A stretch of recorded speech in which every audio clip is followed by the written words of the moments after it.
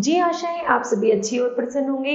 चलिए आज हम पढ़ते पाठ 8 नीम और आम। करते हैं इस कहानी की शुरुआत। चलिए पढ़ते हैं। एक जंगल में आम और नीम का पेड़ साथ साथ थे। एक दिन आम ने नीम को चिढ़ाते हुए कहा, हे भगवान,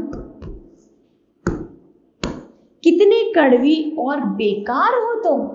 बच्चे तो तुमसे जरा भी प्यार नहीं करते, लेकिन मुझ पर तो क्या बच्चे, क्या बूढ़े, क्या जवान, सभी न्योछावर होते हैं। मेरी सुगंध से आकर्षित होकर कोयल भी मुझ पर ही बैठकर कूकती है।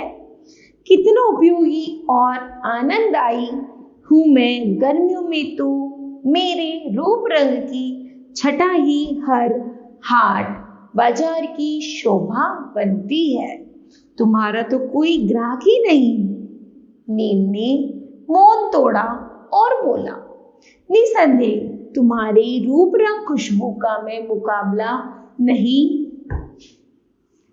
कर सकता, पर तुम भी मेरे गुणों की समता नहीं कर सकते। कैसे गुण?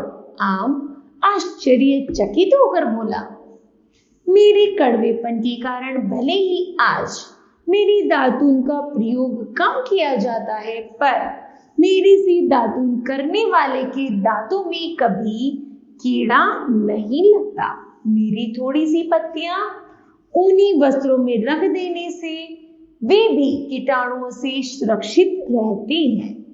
मेरी छाल से अनेक औषधियां बनती हैं। मेरे प्रयोग त्वचा में किसी प्रकार का रोग पनपने नहीं देता। तुम्हें ज्यादा खा लेने से तो लोग बीमार पड़ जाते हैं, जबकि मैं उनकी बीमारी ठीक करता हूँ।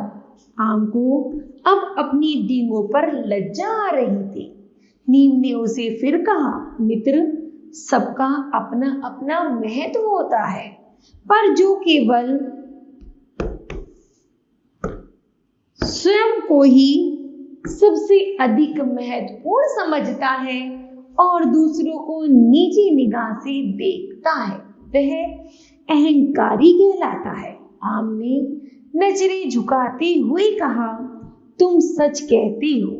चारों ओर से अपनी प्रशंसा सुन सुनकर मैं फूल कर कुप्पा सा हो गया था, पर अब मुझे सच्चाई का अनुभव हो गया है कि प्रत्येक में कोई ना कोई गुण अवश्य होता है।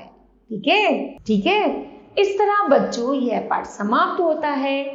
तो बताओ आपने इस कहानी से क्या सीखा? तो हमने सीखा कि जिस तरह नीम के अपने गुण होते हैं, आम के अपने गुण होते हैं, इसी तरह सभी मनुष्यों के अपने अपने गुण होते हैं। किसी को हमें कम नहीं समझना चाहिए। ठीक है। मुझे आशा है यह पाठ आप सभी को समझ आया होगा।